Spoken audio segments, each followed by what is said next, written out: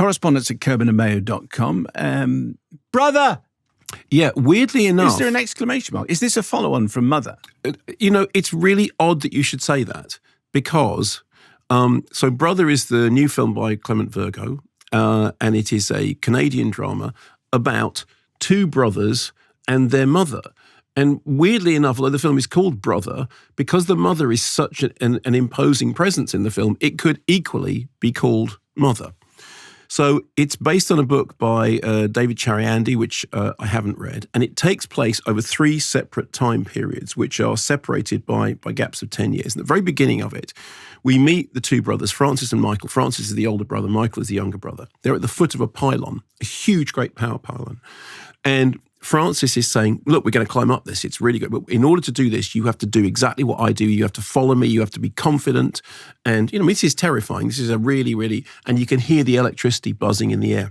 It says, follow me, think on your every step. And this is kind of laying out the groundwork of what the story is about. The older brother is more adventurous and outgoing. The younger brother is shyer and is, more worried about the world, but looks up to his brother.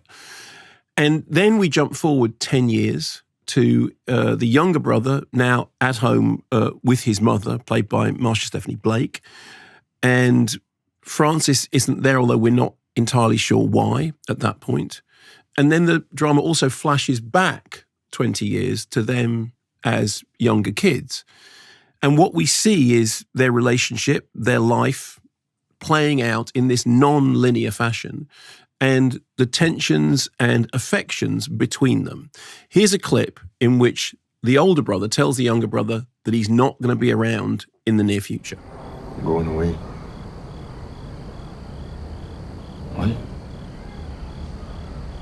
When? Soon. A couple weeks, just working on the details.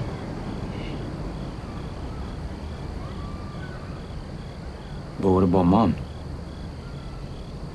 I'll tell her soon. She'll be all right. She'll understand. Bro, but she'll be fine. One less mouth to feed, So that's Aaron Pierre and Lamar Johnson as the two brothers. And as you were watching that, you saw that, obviously, if you're listening on the podcast, you can't see it. The camera was starting to slowly push in, and all the way through the film, the camera, which glides and has this kind of strange floating quality, is always either slightly pushing in or just slightly pulling away from a scene, as if it's focusing on some detail that it wants us to see, or it's stepping back in order to give the characters breathing space. There are times that this reminded me of Moonlight. You remember Moonlight had that kind of the broken temporal structure. It takes place over different time periods, and the identity of the central... Is that called Broken Temple, did you say? No, sorry, a broken temporal. Oh, broken temporal. Yeah, temporal, yeah, exactly. So it's jumping between time periods. And in some ways, this had a touch of that about it. It is, I have to say, brilliantly played. So the three main performances, Aaron Pierre, Lamar Johnson, and Marsha Stephanie Blake, are absolutely terrific.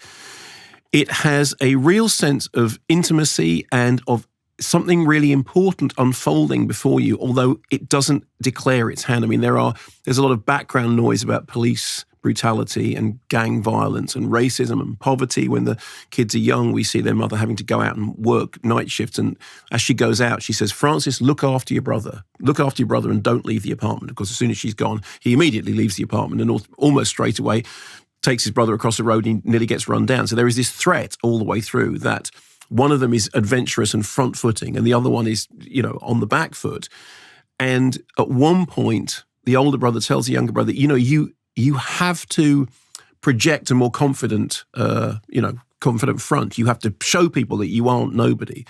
But of course, behind that macho facade, he himself has secrets that the film doesn't reveal for quite a while. I loved this. I thought it was really, really touching, really moving. I mean, it's one of those kind of dramas in which it's all about confounding your expectations, but doing it in a way which is really natural and really organic.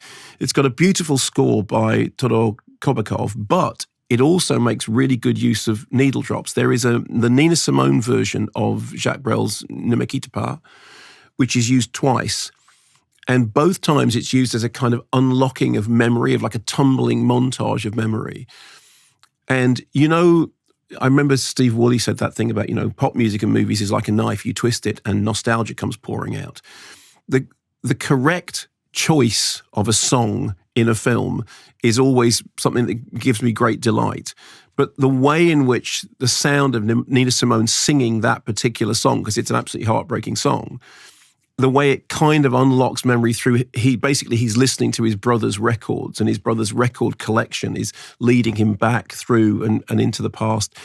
I thought it was really well done, beautifully shot, lovely to watch, fantastic performances. I mean, really, really great trio of central performances. But to bring us back to where you started, it's called Brother, and they keep coming back to the power pylon, they keep coming back to the, follow my every step, do the climb.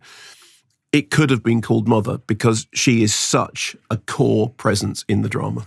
In that clip, which is the only bit that I've seen, when he says, "Okay, I'll tell her soon, and she'll be okay," my hunch is he doesn't tell her soon, and she's kind of not okay. What's fascinating about that is that that's a classic example of show don't tell, is that you say something, but everything about the way you say it is saying something else, rather than you saying, "I'll tell her, I don't know if she'll be fine. In fact, she may not be fine. And in fact, I might not tell her." But you don't do any of that. What you do is you deliver the line in a way that tells you which he doesn't believe in. Precisely. And that's the, I think, as I've said before, I think acting is alchemical, and I don't understand how it's done. But when you see somebody do that, you think, okay, that is really, really fine work. Thanks very much for watching this video. I hope you enjoyed watching it as much as we enjoyed making it. While you're here, check out all the other videos because they're cool too, aren't they? Yeah, and if you want to keep up to date with everything Kermode and Mayo's take, then check out our social channels. I mean, why wouldn't you? I mean, I would. I have done. Excellent.